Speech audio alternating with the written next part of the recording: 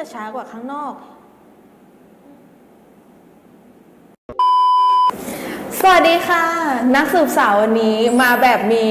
คู่พิธีกรคู่อะไรอย่างนี้เรามาในทีมก็คือพูดถึงเมืองลับแลนั่นเองค่ะทุกคนตำนานเมืองลับแลน่ะจริงๆถ้าพูดถึงเมืองลับแลปุ๊บนึกถึงอะไรถึงอำเภอลับแลใช่จังหวัดอุตรดิตถ์มันไม่ได้มีแค่อุตรดิตถ์ใช่ไหมมันมีทั่วแบบทั้งประเทศเลยแล้วก็แบบประเทศอื่นเขาก็มีเชื่อเรื่องนี้กันด้วยคือเขาอาจจะไม่ได้เรียกว่าเมืองลับแลแต่แบบมันก็เหมือนกันอะมันแบบว่าคนละมิติปะเรื่องนี้วิทยาศาสตร์อาจจะยังให้คำอธิบายไม่ได้แต่คนที่เชื่อก็อาจจะมาแบบศึกษาดูแบบพยายามหาคำตอบอะซึ่งมันก็ค่อนข้างยากให้ทุกคนใช้วิจารณญาณในการแบบคิดแล้วก็มันจะเป็นไปได้ไหมไม่อยากให้มาโต้เถียงกันว่างมงายอะไรเราก็จะพูดแบบกลางๆแล้วก็คอนไปทางชื่อ จะมาพูดถึงตำนานที่ได้มาเนี่ยของอำเภอลับแลจังหวัดอุตรดิตถ์เป็นยังไงอำเภอลับแลเนี่ยเป็นอำเภอเล็กๆของจังหวัดอุตรดิตถ์ค่ะอำเภอเนี้ยมีจุดเด่นว่าเป็นแบบดินแดนลึกลับคนต่างถิ่นเข้าไปไม่ได้เพราะภูมิประเทศเนี่ยเป็นภูเขาสลับซับซ้อนตั้งอยู่ในแอ่งระหว่างเขาที่มีลุ่มสลับดอนมีลำห้วยไหลผ่านนะคะการเดินทางเข้าออกก็ไม่ค่อยสะดวกทำให้คนที่ไม่ชำนาญทางหรือไม่รู้จักเนี่ยสามารถพัดภาคหรือว่าหลงได้เลยนะคะมันก็เลยได้ชื่อว่าเมืองลับแลนั่นเองคำว่าลับแลเนี่ยมันแปลว่ามองไม่เห็นหรือคนไทยหลายๆคนชอบเรียกว่าบางบทเมืองบางบทแต่ในอีกการเล่าขานหนึ่งเนี่ยที่มาของชื่อลับแลนะคะมาจากบางตาที่ได้ชื่อนี้เนี่ยเพราะว่ามันบริเวณนั้นมันมืดมากๆนะคะในเวลาพบค่ำก่อนพระอาทิตย์ตกดินเพราะมีดอยม่อนฤาษีเป็นฉากกั้นคอยบดบังแสงอาทิตย์ทางตะวันตกจึงได้ชื่อว่าลับแลงซึ่งเป็นภาษาล้านนาคือลับแลงแต่เหมือนเย็นอะไรอย่างเงี้ยมันยังไม่ตกดีแล้วแบบภูเขามันกั้นให้มันมืดเร็วกว่าชาวบ้านเขามันเป็นภาษาล้านนาลับแลงแรงคือแปลว่าอะไรนะเย็นของล้านนานะคะเคยได้ยินฉายาของเมืองลับแลไหมลับแลก็คือได้ยินมาบ้างว่าเป็นเมืองที่ไม่พูดปดใช่จริงๆที่เนี้ยเขาได้ฉายาว่าเมืองแม่ไม้เพราะว่าเหมือนแบบว่าคนชาวแบบว่าอุตรดิตถ์ชาวลับแลเนี่ยเขาจะทำแบบว่าเกษตรกันเยอะเขาก็จะปลูกผลไม้ประจำจังหวัดเขาลังสาดอะไรรูปร่างจะเป็นอย่างนี้นั่นแหละแล้วก็แบบว่าผู้ชายเนี่ยก็จะต้องไปดูแลแบบพวกแบบสวนบนภูเขาผู้หญิงเนี่ยก็จะอยู่บ้านแล้วก็เลี้ยงลูกอะไรประมาณนั้นเรียกว่าเมืองเนี้ยเป็นเมืองแม่ไม้เพราะว่าผู้หญิงจะอยู่แต่แบบในบ้านในเมืองอะไรเงี้ยผู้ชายก็จะไม่ค่อยอยู่ติดบ้านเท่าไหร่ประมาณนั้นแต่ก็เหมือนเมืองเนี้ยเขาจะถือสัจจวาจาแบบห้ามพูดปดพูดเท็จแบบว่านิดนึงก็ไม่ได้ไม่งั้นจะต้องถูกแบบว่าขับไล่ออกจากเมืองไปในเมืองเนี้ยเขาถือคติด้วยนะว่ายอมอยู่อย่างไรคู่ถ้าต้องอยู่กับผู้ชายโกหกก็เลยกลายเป็นเมืองแม่ไม้ที่เขาเรียกกันอะไรอย่างนี้มาค่ะเราพูดถึงตำนานของชาวลับแลดีกว่ามีชายหนุ่มคนหนึ่งจากเมืองทุ่งยั้งออกล่าสัตว์และหลงป่าเข้าไปจนเห็นหญิงสาวกลุ่มหนึ่งออกมาจากชายป่าทุกคนต่างเอาใบไม้ที่ถือมาซ่อนไว้ก่อนจะตรงเข้าไปทางเมืองชายหนุ่มเกิดความสงสัยจึงแอบหยิบใบไม้หนึ่งมาไว้ตกบ่ายหญิงกลุ่มนั้นก็กลับมาต่างก็หยิบใบไม้ที่ซ่อนไว้แล้วเดินเข้าป่าไปแต่หญิงคนหนึ่งหาใบไม้ของตัวเองไม่พบจึงค้นหาอยู่ด้วยอาการวิตกชายหนุ่มจึงปรากฏตัวและเอาใบไม้เนี่ยเข้าไปให้เธอผู้หญิงคนนั้นเขาบอกกับผู้ชายคนนั้นว่าใบไม้คือกุญแจที่ใช้เข้าเมืองได้ชายหนุ่มเกิดความสนใจจะขอติดตามไปด้วยเพราะอยากเห็นเมืองลับแลหญิงสาวก็ยินยอมแต่ขอให้สัญญาว่าจะต้องปฏิบัติตามธรรมเนียมของชาวลับแลที่ไม่พูดเท็จนะคะเมื่อชายหนุ่มรับคำหญิงสาวได้พาชายหนุ่มไปพบมารดาและถูกอัธยาศัยกันด้วยดีจนเกิดความรักใคร่จนมีบุตรด้วยกัน1 คนเขาบอกว่ามีอยู่วันหนึ่งที่แบบว่าภรรยาเนี่ยออกไปเก็บผักเก็บฟืนอะไรมาอย่างเงี้ยมาแบบมาทำกับข้าวอะไรประมาณนั้นสามีเนี่ยก็คอยดูแลลูกตอนนั้นลูก2 ขวบแล้วแบบว่าเด็กมันก็ร้องว่าแบบอยากหาแม่เมื่อไหร่แม่จะกลับมาไอ้ผู้ชายมันก็เลยโกหกเนี่ยแม่มาแล้วแม่มาแล้ว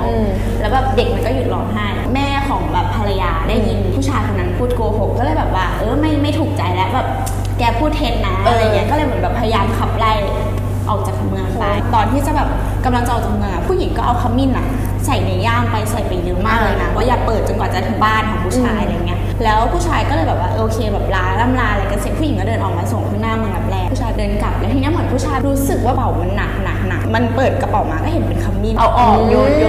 นทิ้งตามทางคือมันหนักพอมาถึงบ้านมันเนี้ยมันเหลืออันเดียวใช่ขมิ้นอันนั้นมันก็กลายเป็นทองเป็นทองเหรอเนี่ยของมีค่ามันเสียดายมันก็เลยเดินกลับไปแต่ว่า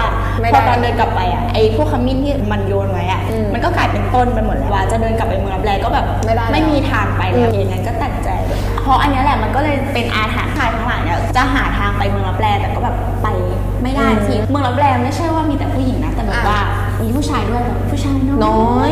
แบบผู้หญิงเยอะกว่าอะไรอย่างเงี้ย มีอีกนะทั้งในภาคเหนือภาคกลางภาคอีสานภาคใต้คือมีหมดและเนี่ยมีอีกเรื่องหนึ่งคือจังหวัดอยุธยาคือหลายๆคนอ่ะอาจจะแบบ ไม่รู้มาก่อน ไม่รู้อะ มันอาจจะมีแค่อุตรดิตถ์เท่านั้น ใช่ ความเชื่อคน มีในใบข่อยตำนานนครลับแลย่านเมืองสมุทรองค์หญิงจันเจ้า อันมีพระนามเต็มว่าพินทิพย์มนทาทองหนีลงมากับพวกข้าทาสบริวาร โดยทางพระบิดาเนี่ยได้มอบยันสำหรับฝัง4มุมเรือน และองค์การคาถาหมอกมุมเมือง เมื่อสร้างเรือนกำหนดอาณาเขตชัดเจนแล้ว อ่านองค์การคาถาได้เวทปิดเรือนด้วยมนต์หมอกมุมเมือง เรือนก็จะอันตรธานหายไปเหมือนซ่อนอยู่ในอีกมิติหนึ่ง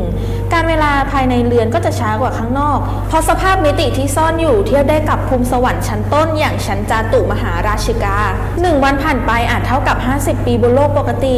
ดังนั้นคนที่อยู่เรือนจึงไม่แก่เท่าลงไป ผลหมากรากไม้ที่ปลูกภายในอาณาเขต จะให้ผลงอกงามเป็นอัศจรรย์ข้าวและเกลือก็ไม่ค่อยพร่อง นานทีคนในเรือนจึงออกมาขอแลกข้าวและเกลือสักครั้งหนึ่ง เฮ้ยแต่เขาบอกว่ามันมีกฎนะของคนที่แบบอยู่ในเรือนนั้นอะ ทำไม เขาบอกว่าต้องถือศีล5แบบก็ฟีลเหมือนแบบเมืองรับแลที่เขาพูดกฎเหมือนแบบเขามีกฎเฉพาะของแบบเมืองของ ใช่ เขาอะไรอย่างเงี้ยถ้าแบบพูดกฎอะมันจะได้ยินเหมือนเสียงระฆังแบบว่า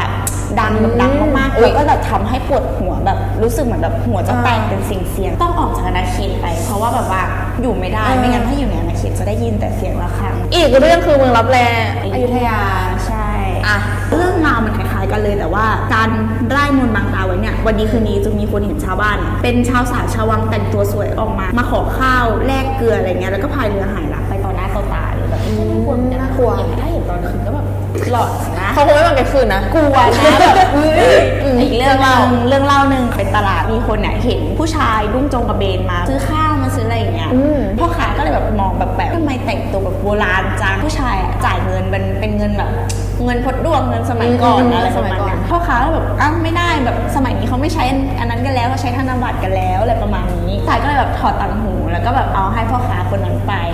ผู้ชายคนนั้นก็แบบว่าเอาของได้ของอะไรก็กลับขึ้นเรือแล้วก็กลับหายไปแต่คนก็แบบไม่ได้แบบเห็นอะไรอย่างงี้ใช่ไหมพ่อค้าคนนั้นก็เอาแบบต่างหูไปขายเพราะมันเป็นต่างหูโบราณขายได้เงินแบบเยอะมากพ่อค้าคนนั้นก็มาเล่าให้แบบคนอื่นฟั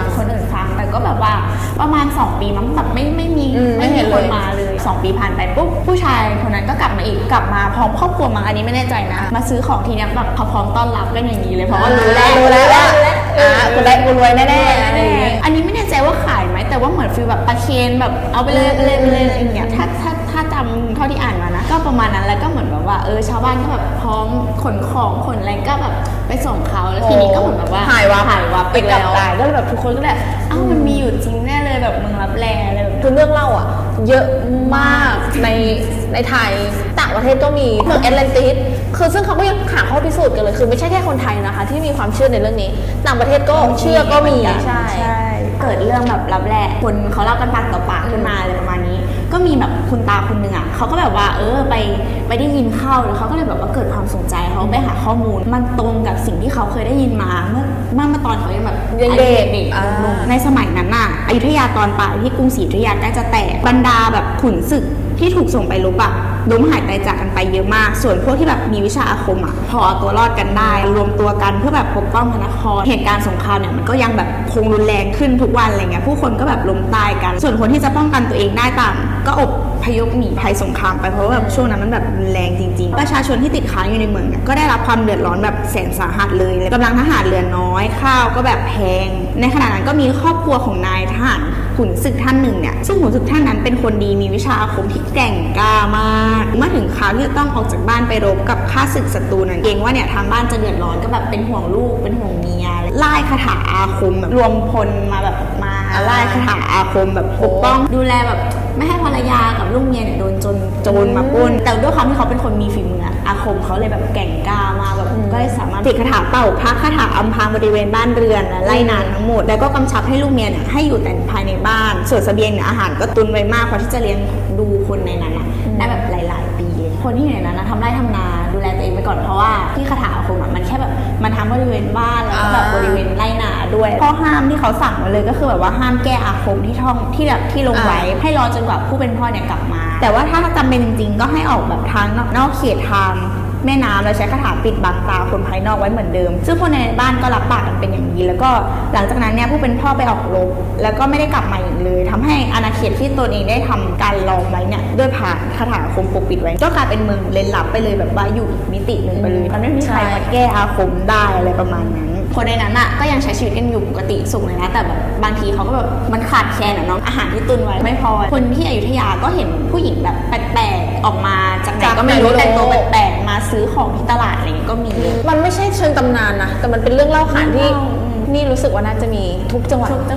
คือทั่วประเทศมีทุกแหล่งเทพก็มีแต่เราไม่รู้ใช่เรื่องนี้อยากจะแนะนำให้ทุกคนลองไปดูถ้าชอบเมืองลับแลหรือเกี่ยวกับบางบทคือเรื่องศรีอยุธยาที่แพนเค้กเลยแบบว่าเราได้อินไปกับประวัติศาสตร์ด้วยลองไปดูกันได้ถ้ามองในมุมวิทยาศาสตร์มันมีพยายามที่จะพิสูจน์ไอ้เรื่องนี้กันอยู่นะเหมือนต่างประเทศหรืออะไรเขาเชื่อเรื่องว่าเรามีโลกคู่ขนานบางคนที่เชื่อในหลักวิทยาศาสตร์มากๆก็เชื่อว่าแบบมันมีอยู่อีกมิติหนึ่งจริงๆเหมือนโลกเรามันจะมีแกนแบบ x y z ใช่ไหม3 มิติแม้แต่ไอน์สไตน์เองก็คาดว่าแบบว่ามันจะมีแบบมิติที่4มันเรื่องของแบบเวลาโลกของเราดวงอาทิตย์อะไรเข้ามาเกี่ยวข้องอาจจะมีแบบอยู่จริงๆโดยที่เรายังพิสูจน์ไม่ได้เพราะว่าวิทยาศาสตร์ตอนนี้มันยังไม่ได้ก้าวกระโดดดีไม่ดีในอนาคต200 ปีข้างหน้าเราอาจจะได้คำตอบเขาบอกว่าสปป.ลาวที่แบบสปป.ลาวเลยนะนักข่าวหรือใครสักคนนี่แหละไปเจอเหมือนแบบในถ้ำแต่ว่ามันกลายเป็นแหล่งท่องเที่ยวนะมันไม่ใช่ลี้ลับหรืออะไรขนาดนั้นคือมันเป็นหมู่บ้านหนึ่งในสปป.ลาวนะคะที่เขาตั้งอยู่ในแบบใจกลางภูเขาที่มีภูเขาแบบกั้นอ่ะคือถ้าเราจะไปที่หมู่บ้านเนี่ยเราจะต้องเดินผ่านแบบรถถ้ำแบบว่าลึกลับสุดๆอ่ะเป็นฟีลแบบยากอ่ะแล้วพอเราออกไปจากนอกถ้ำใช่ไหมปากถ้ำปุ๊บคือเหมือนอีกโลกหนึ่งเลยอ่ะฟีลนั้นเลยเชื่อว่าอาจจะเป็นคล้ายๆเมืองลับแลอ่ะฟีลเมืองลับแลเลยแต่ว่ามีชาวบ้านอาศัยอยู่แค่ประมาณ 200-300 คนเรือนเองนะตัดแบบสักโลกภายนอกเลยอ่ะก็คือเหมือนแบบเรื่องเมืองลับแลเนี่ยก็แล้วแต่ความเชื่อของคนแต่คนเราก็แบบว่าอาจจะเชื่อ